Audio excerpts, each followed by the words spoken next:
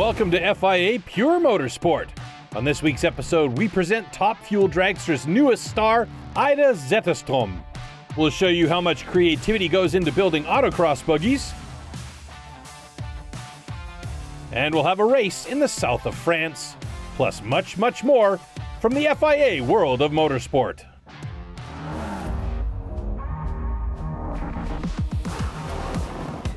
The new season of Formula Regional European Championship by Alpine is very entertaining. 12 different teams, 37 drivers from around the world, 10 stops and 20 races to find a new champion. The first 6 races saw already 4 different winners and good performances from Hadrien David and the R-Ace GP team, and Gabriel Mini and the Art Grand Prix team. But the dominant team early in the season is Prima Racing. One of their drivers was at the top of the podium in 4 of the 6 races. With 3 wins, Dino Beganovic leads in the overall standings. Hadrien David is 55 points behind, and Gabriel Mini is sitting in 3rd position. The 4th round of the new season is held in the south of France in Circuit Paul Ricard. For the first race, once again, Swede Dino Beganovic is on the pole position. Next to him is Brazilian Gabriel Bortoleto. Prima Power Team driver Paul Aron starts from the 3rd position.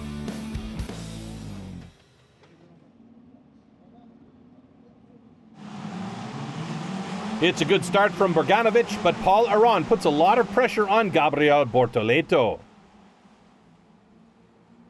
After the first few laps, the 2 Prima Racing drivers already have a big lead. Now it's a duel for the lead. Paul Aron relentlessly attacks his teammate, but Dino Beganovic fights back and manages to stay in front.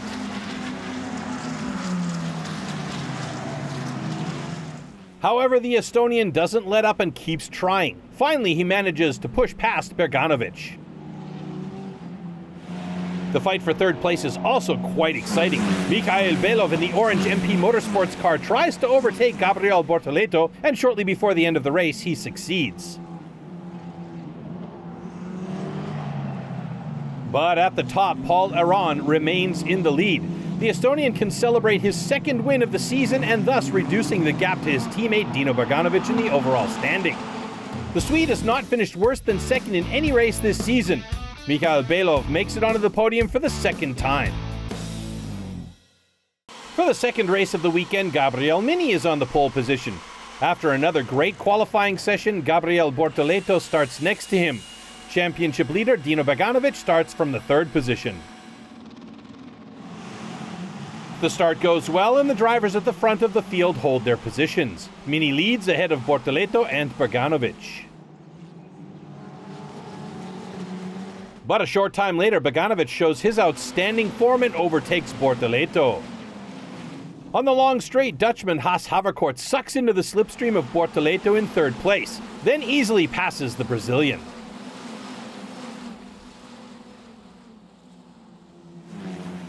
At the top of the field, Dino Beganovic attacks Gabriel Mini and the Italian defends with everything he has.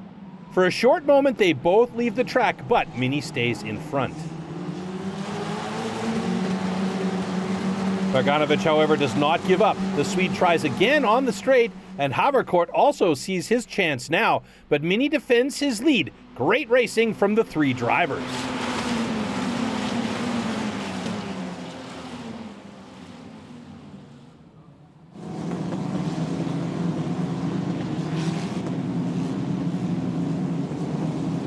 A little further back, Bortoleto has to let the next driver pass him. Paul Aron has no problems to move up to 4th place. The first 3 positions remain unchanged. Gabriel Mini with a commanding lights to flag win, Dino Beganovic with another finish in the top 2, and Kaz Havercourt is happy about his 2nd podium this season. The Dutchman's joy is even greater because following the scrutineering carried out at the end of the 2nd race, the Prima Power Racing car of Dino Beganovic was found to be non-compliant.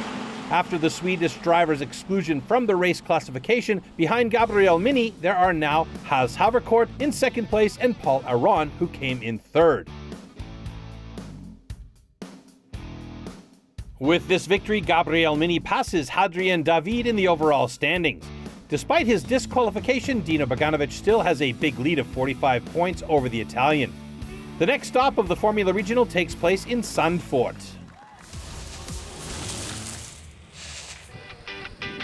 This is Ida. She's half Swedish, half Finnish. Ida's 28 years old, pretty relaxed, good fun to be around, and usually in an extremely good mood. However, Ida is also... I'm very stubborn. When I do something, I really want to feel like I'm doing it correct and I'm the best at it. But other than that, I think I'm quite easygoing. I like to have fun. I like American muscle cars. We have a 68 Camaro, some jet skis and some bikes. And for us, just good fun is go out and do something action-packed together. Ida Zetterström was born with a passion for motorsports. At the age of 3 weeks, her parents took her to her first dragster event. When I was 8, that was the lowest age you can start running junior dragsters at the time. So my dad built a junior dragster for me and we instantly got in it to see if I liked it. I had been stoked already to try it.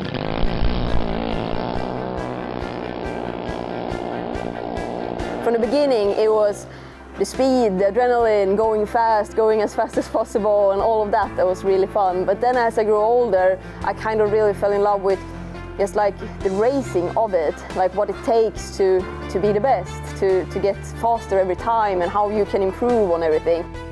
At the age of 16, Ida got her Super Comp dragster license, but then she switched from 4 to 2 wheels.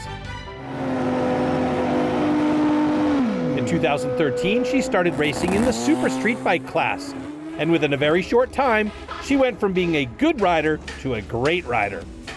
She became the first woman to ever clock a 6-second run with a stunning 6.885-second race, making her the second fastest rider in Super Street Bike history at the time. If you are that one that really wants to be the best and wants to work on it, and you are open to seeing things you do wrong and where you can improve, then I think you can move forward a lot faster. Last year, she fulfilled her biggest dream and earned her Top Fuel license, in style. Her 3.862 second for 1,000 feet was the fastest license ever run. Her Superbike experience helps her in the Top Fuel dragster races. It's the same feeling mentally. It never stops pulling. When you leave the line, it only gets better from there. It only accelerates. When you're doing those high speeds, it's kind of like your mind eventually gets used to it and it's able to slow down and you're able to react to stuff differently, or you're able to feel in the motions of the car or how the bike reacts and everything. So it does feel like you're doing it for a lot longer. This season, Ida is a rookie in Top Fuel dragsters, and like with the first time on the Superbike, she benefits from her team. So usually what I try to do is, of course, listen to the team I have around me, and especially when they have more experience than I do. Drag racing is very humbling sport.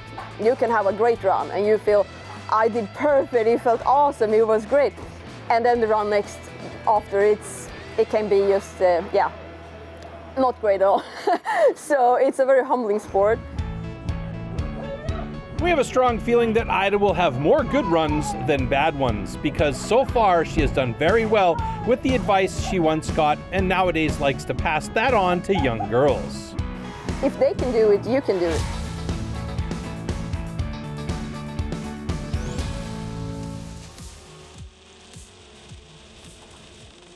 Dragster racing is back. After a very long COVID-19 break, the FIA main event at Santa Pod Raceway is the first official FIA European Drag Racing Championship event since 2019.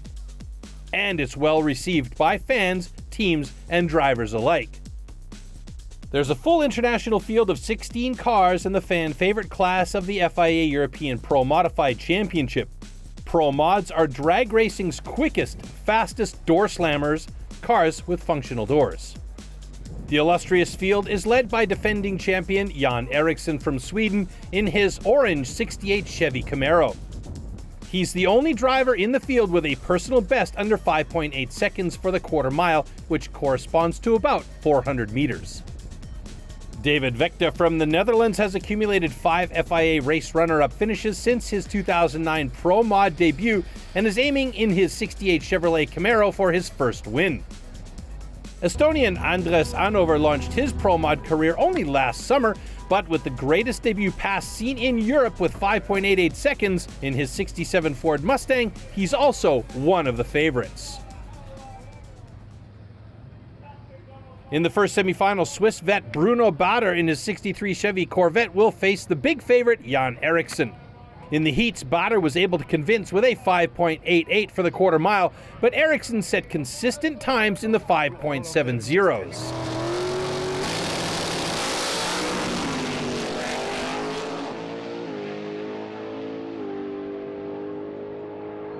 The race is decided at the start. Another final for Jan Eriksson. A convincing victory with a great time of 5.78 seconds and a top speed of 395 kilometers an hour. In the second semifinal, Andres Arnover on the left will meet David Vegter. The Dutchman is a slight favorite in this race, although Andres Arnover has a very good weekend so far.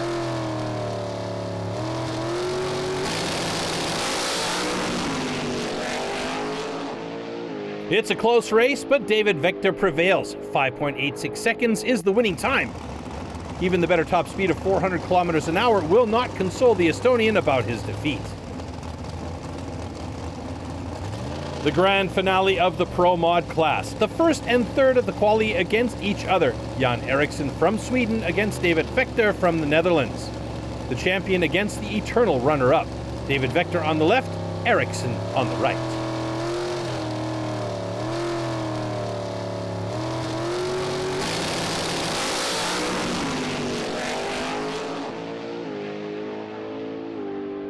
It's a better start for Vegter, but in the end, Jan Eriksson wins the first race of the FIA European Pro Modified Championship. Both stay under 6 seconds, but the higher top speed makes the difference in the end. A great final. Jan Eriksson opens the new season in style. Another second-place finish for David Vegter. Top Fuel dragsters are the quickest accelerating wheel-driven vehicles on the planet. They have over 11,000 horsepower, a top speed of 500 kilometers per hour, and cover the distance of 1,000 feet or 305 meters in just under 4 seconds. Finn Antti has a 25-year drag racing career and races in Top Fuel since 2011. His personal best speed is 501 kilometers per hour.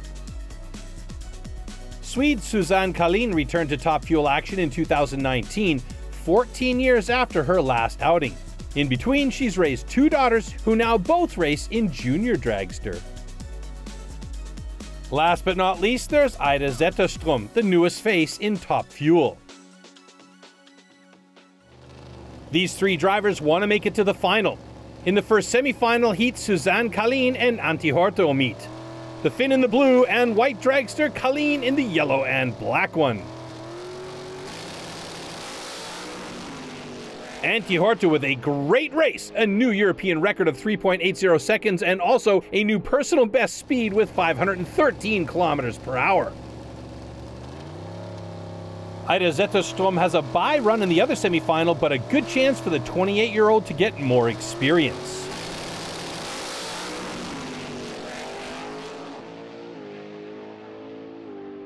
A great run, 3.782, Europe's first 3.7 and a new European record.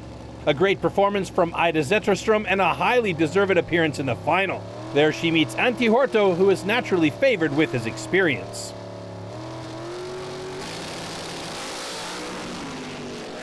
Ida loses traction at the start and rolls to the finish, while Antti proves his consistency and covers the drag strip in 3.809 seconds.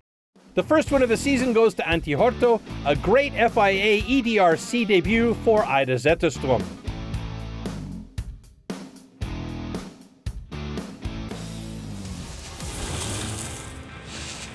The drivers of Prima Racing dominated the second round of the F4 Italian Championship in Misano. Andrea Kimi Antonelli, who was in pole position in all 3 races, managed to win in the first 2 races. The first 2 wins for the rookie driver in the F4 Italian. The 15-year-old also dominated race 3, but after a restart, his teammate Rafael Camara was not only able to get closer, but also overtake the Italian Mercedes AMG F1 Junior. The second win of the season for the 17-year-old Brazilian and the lead in the overall standings. The FIA European Truck Racing Championship kicked off the new season. The 16 drivers will compete for the title in 8 stops in 32 races.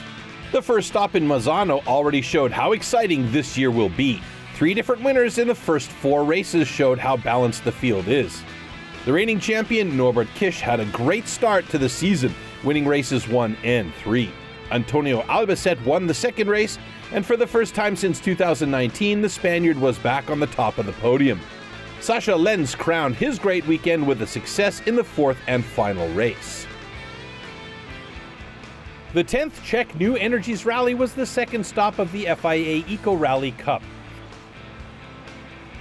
After their second place at the first event in Valencia, the Czech duo of Michal Zdarsky and Jakub Nebelek had a great showing with incredible regularity that secured them first place. Their total deviation over almost 350 kilometers and 700 measuring points was only 7 minutes 20 seconds. The Italian-Polish duo of Guido Guerini and Artur Prusak were able to celebrate a surprisingly good second place and relegated reigning champion Eneco Conde to third place. The FIA Rally Star Middle East and North African final winners have been crowned at the Yas Marina circuit in Abu Dhabi. Oman's Abdullah Masoud Al-Taki earned a life-changing place in the FIA Rally Star Training Season 2023 after he came out on top of 2 days of rigorous assessment and evaluation presided over by a 5-person jury. Masoud Al-Taki joins Estonia's Romet Jurgensen, the winner of the FIA Rally Star European Final in January, in the FIA Rally Star Training Season, with 4 places still up for grabs at the remaining continental finals. At the end of 2023, the best 4 FIA Rally Star team members are awarded with a season in the FIA Junior WRC in 2024.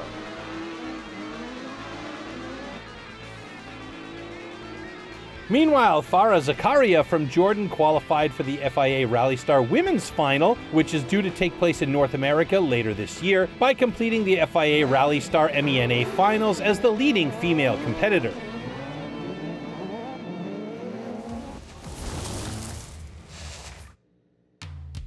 The FIA European Autocross Championship events have a very special flair. Most drivers are amateurs who enjoy a great hobby. They not only spend a lot of time pursuing their passion, but they also invest countless hours in building and developing their buggies. Small budgets are compensated for by a lot of creativity, just like Kevin Peters. The Luxembourger finished 2nd overall in the Buggy 1600 category last season. Until the last race, he was in the thick of the fight for the title, also thanks to his buggy, which is a one-off, a creative masterpiece of engineering. The heart is, of course, the engine, or rather 2 engines in this case. Kevin's buggy is powered by 2 Triumph Street triple 3-cylinder motorbike engines, each with a capacity of 765 cc. You have to be crazy to build something like that. It's a lot more work than driving a single engine. We chose this system because we're confident in the Triumph engines. The biggest challenge is to match the engine so that you get maximum power. You always have a stronger and a weaker engine, so you have to find a good middle ground.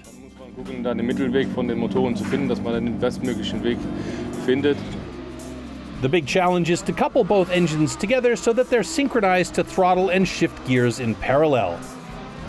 Und dann haben wir, was ganz kompliziert ist und was nicht so einfach mal zu regeln ist, ist von den Motoren mit der What's very complicated and not so easy to regulate is the manual transmission. You can adjust everything precisely. The motors are connected to a rod via rod end bearings. These are connected to the gear stick lever via a lever. Hebel fahren wir nach vorne über Umlenksystem nach vorne an den Schalthebel. Das gleiche System funktioniert auch so mit dem Gas. This is also how the accelerator works.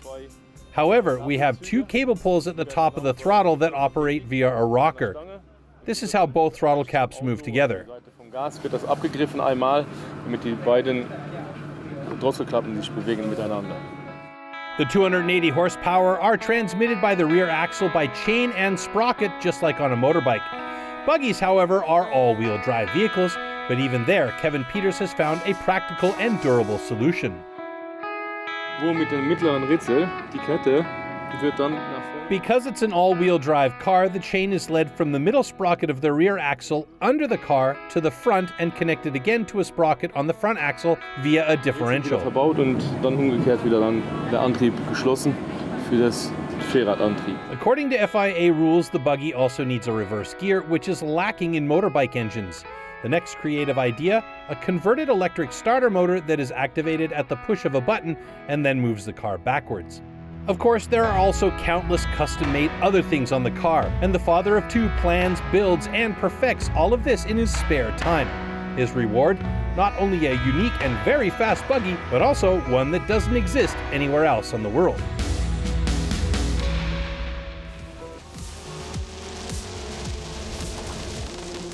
The FIA European Autocross Championship season kicks off at the Baskamusa circuit. The legendary track in Latvia is the first of 10 stops of the 2022 season and represents a big challenge for the drivers. In the cross-car final, one of the favorites, number 305, Juan Jose Moll, has a great start, but is then touched and turned around. Bad luck for the Spanish driver. Frenchman Valentin Comte benefits from this. He leads the race, followed by Chantal van der Putten, Adam Kotaska, and Jose Fernandez. This group of four can break away from the rest of the field.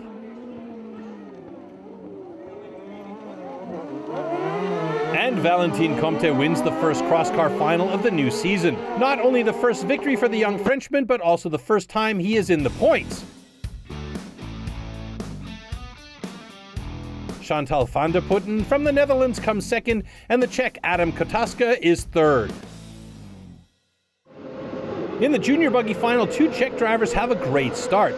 Arnost Florian in the blue and orange buggy and Daniel Pitlun in the white and blue buggy take over the first two spots. After a few laps, Florian is still in front of Daniel, followed by two drivers from the Netherlands. Tia Kovac is in third position, and Toyn van Asten is in fourth. Arnost Florian drives a flawless race and maintains the lead. Daniel Pitlun stays behind him, and behind those two are four drivers fighting for the last podium spot. In the end, the two leaders are 6 seconds ahead of the rest of the field. Toyn van Asten from the Netherlands managed to secure third place. Arnost Florian wins the first race of the season. Last year's overall runner-up Daniel Pitlun comes in second.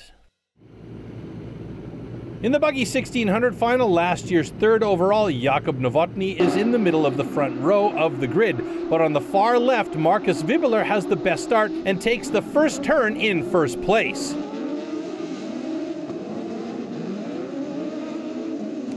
The German is still in the lead after a few laps. Novotny in second, but drives a bit too aggressively and touches Wibbeler. Number 102, Kevin Peters, takes advantage of this and moves up into second place. While the Czech drops back down to 9th place, Marcus Wibbeler and Kevin Peters have a great duel for the top spot.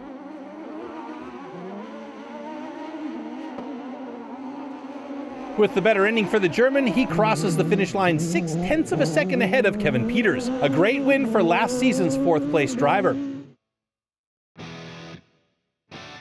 Kevin Peters shows that he is a force to be reckoned with again this year, and Steen Jaspers from the Netherlands is happy about his good 3rd place.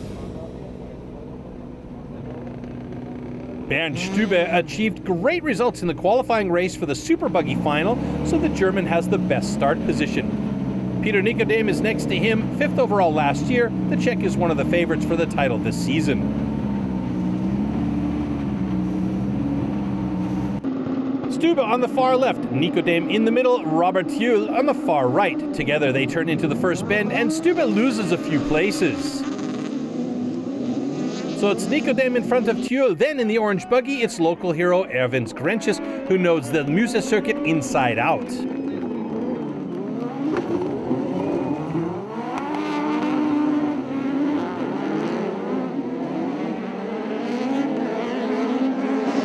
Peter Nicodem extends his lead, followed by Grenches, and then the Frenchman Johnny Foyade.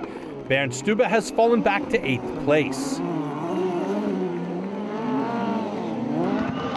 The first victory in the Super Buggies goes to Peter Nicodem. In the end, he's more than 6 seconds ahead of Erwin Grenches.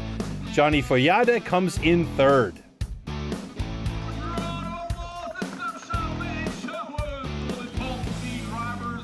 That's it for today. On our next episode of FIA Pure Motorsport, we're meeting the reigning ETRC champion, Norbert Kisch. We'll have spectacular hill climb action from Sternberg, and we'll explain why karting is the cradle of many great race drivers. Till next time, take care everybody, and ciao.